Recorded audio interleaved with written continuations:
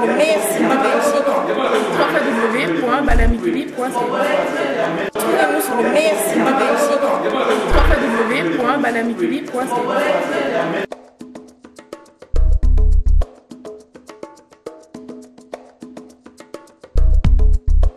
L'ancien chef d'état-major des armées congolais, le général Faustin Mounéné, a fui Kinshasa il y a 2 ans. Il vit maintenant à Brazzaville, où il a créé l'armée de résistance populaire, l'ARP, car il ne croit pas à une alternance politique par les urnes dans son pays.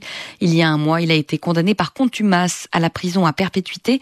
Il est l'invité ce matin de Christophe Babouvier. Général Mounéné, bonjour. Bonjour. Depuis 3 mois, un mouvement rebelle, le M23, occupe une partie du territoire du Nord Kivu. De quel côté êtes-vous dans ce conflit? On parle du M23. Et le M23 est issu du CNDP qui a rallié le PPRD, le parti de Kabila. Et il y a eu connivence.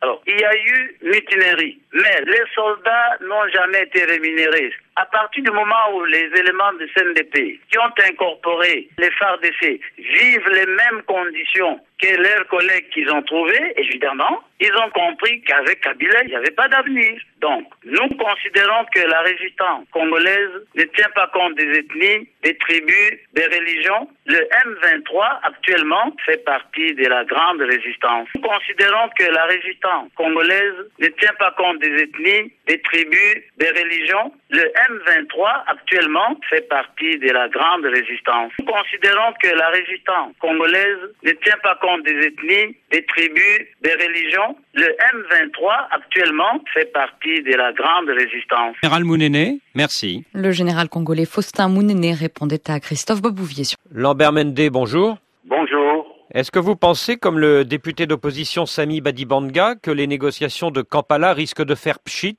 Non, je n'ai pas cette impression. Je pense que dans la mesure où il s'agit d'un groupe de Congolais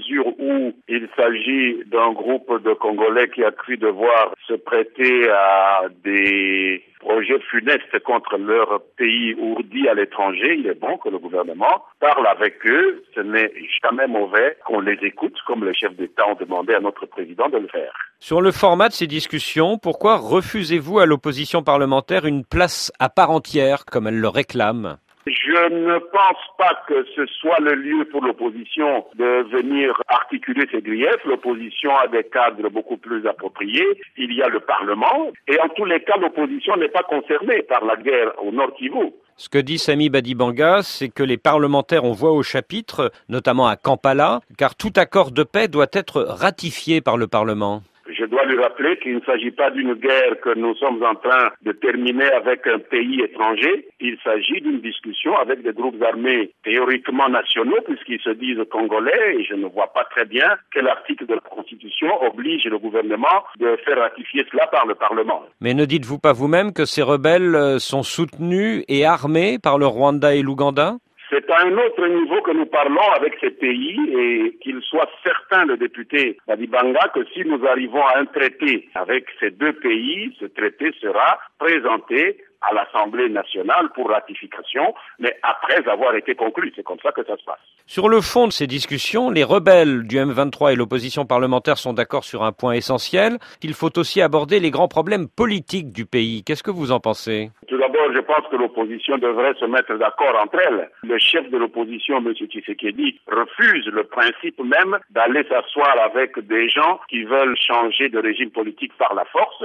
Et M. Badibanga, qui a été exclu déjà du parti de M. Tshisekedi, nous donne un tout autre point de vue. Est-ce qu'il n'y a pas de plus en plus d'opposants de l'intérieur, de plus en plus de parlementaires qui se rapprochent des thèses du M23 sur l'idée qu'il faut tout mettre sur la table aujourd'hui à Kampala ? Je ne pense pas que ce soit une position aussi largement partagée que vous le dites. L'opposition a le droit d'avoir un point de vue.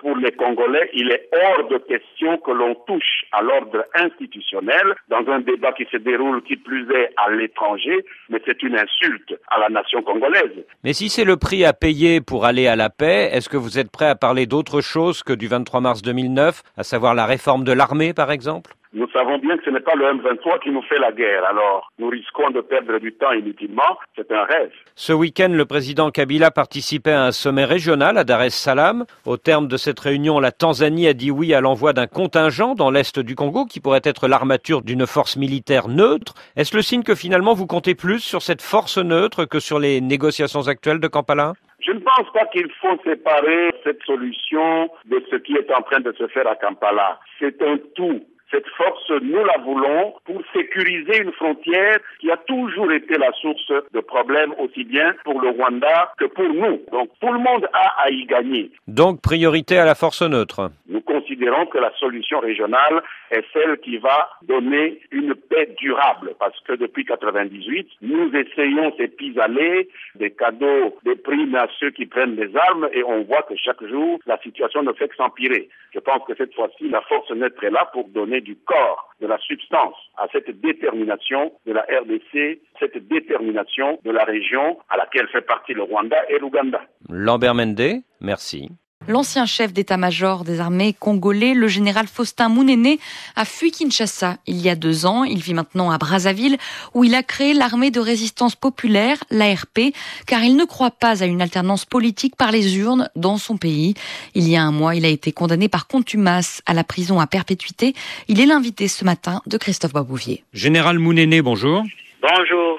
Depuis 3 mois, un mouvement rebelle, le M23, occupe une partie du territoire du Nord Kivu. De quel côté êtes-vous dans ce conflit ? On parle du M23. Mais le M23 est issu du CNDP qui a rallié le PPRD, le parti de Kabila. Et il y a eu connivence. Alors, il y a eu mutinerie. Mais les soldats n'ont jamais été rémunérés. À partir du moment où les éléments du CNDP qui ont incorporé les FARDC vivent les mêmes conditions que leurs collègues qu'ils ont trouvés, évidemment, ils ont compris qu'avec Kabila, il n'y avait pas d'avenir. Donc, nous considérons que la résistance congolaise ne tient pas compte des ethnies, des tribus, des religions. Le M23, actuellement, fait partie de la grande résistance. Général Mounene, merci. Le général congolais Faustin Mounene répondait à Christophe Babouvier.